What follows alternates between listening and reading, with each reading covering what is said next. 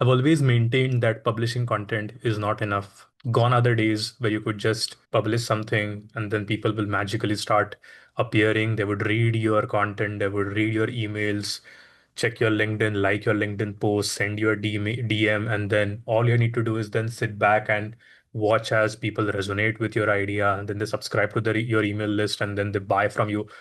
Those days are gone. Publishing content is not enough, and you need to supplement that. We need to complement that with a very, very crucial element, which is conversations. You need to step out either virtually or actually physically, and you need to engage with people, with your peers, your buyers, and other people in the industry, and actually have a conversation with them. Whether your idea is working or not, whether your idea is resonating or not, the best way to gauge that is through an actual conversation, because that is when they would either give you feedback or they would actually become your clients as well. So how do we think about these conversations? Here's a simple framework for you to think about it. You can either build your audience and enable these conversations, or you could borrow an audience to facilitate these conversations. So borrowing has a few advantages. Firstly, the audience has already congregated. They've already gathered at a watering hole. They're already united. They're already motivated to solve a specific problem, which means that you don't really need to build an audience and you don't need to work. You don't need to do the work of gathering them. That work has already been done. Secondly, they are on a similar journey and motivated to solve similar problems. And so it is easier to scale these conversations. You can actually show up in a place where number of people have gathered. Now, what are some of the examples of borrowing an audience? If you go to a conference and give a talk there, you already have similar people who are on a similar journey. The other is guest podcasting. You could actually show up as a guest on different podcasts of people who already have a brand. Those podcasts already have an audience, and if you appear as a guest, you would naturally be put in front of them. Maybe you could try guest blogging. I mean, no one really does guest blogging anymore, I think, but that's still an option. You could also give a free training at a paid community. The options are many. This is not an exhaustive list, of course, but I think you get the point. You're going to a place where the audience is already gathering. Now, while borrowing is ideal, it does come with a few roadblocks, a few obstacles. The main challenge being that you wouldn't know which communities to really go for. That's what I've seen with my clients, that they don't exactly know which communities they should actually approach. And even if they do know those communities, they don't actually know the owner of that community, which means that they do not yet have a relationship with that community owner. So I think the control or the frequency with which we can execute these strategies could be severely limited based on your knowledge and your relationships. On the other hand, you now have building. Now, building basically means that you build your own audience through whatever medium. This is very traditional, so I won't get too deep into it, but it just means that, okay, you have your LinkedIn, you have your YouTube, you have your email list. So you are doing the hard work of building an audience through different channels. Okay.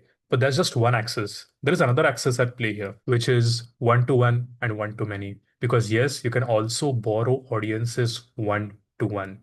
For example, if you are a part of a paid community or a Slack community and someone asks a question, and if you give them a helpful answer, you're building a one-on-one relationship. You're still appearing on the borrowed platform and you're building one-to-one relationship. Another example of this would be attending conferences. When you attend a conference and build one-on-one relationships, you're still going to places where the audience is congregating. You're still borrowing an audience, and yet you're building one-to-one relations, as opposed to giving a talk in a conference where you are doing this one-to-many, which has its advantages. It has a better, let's say, branding value to it. It has more scalability. But like I said, sometimes it's just not possible to do it. This is obviously, like I said, not an exhaustive list, but just to get the discussion going.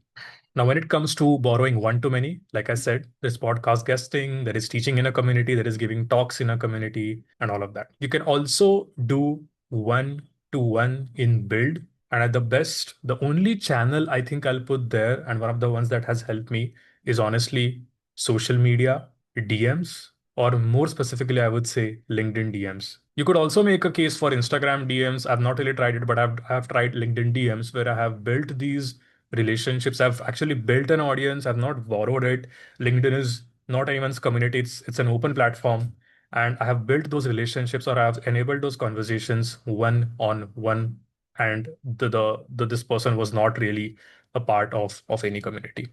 I'm honestly struggling to put anything beyond LinkedIn DMs here. And as far as one to many is concerned, you would probably need to have something like a viral LinkedIn post or a very well functioning YouTube channel where people organically see your content, and you're able to get them somehow through some funnel onto your email, and then you are able to get on a call with them, which dangerously goes very close to what I said in the beginning, that okay, this just creating content is not really going to help us. We need to have conversations.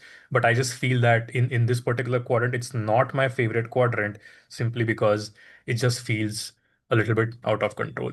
So my suggestion would be to focus on the remaining three quadrants. To summarize, just merely publishing content isn't enough. We need to have conversations. Conversations can be enabled by showing up in places where you can enable these conversations by either borrowing an audience or building one. You can either show up as a one-on-one conversator where you have conversations with, or where you build relationships with one person at a time, or you could show up in a one-to-many format where you build relationships with a lot of people in a single go.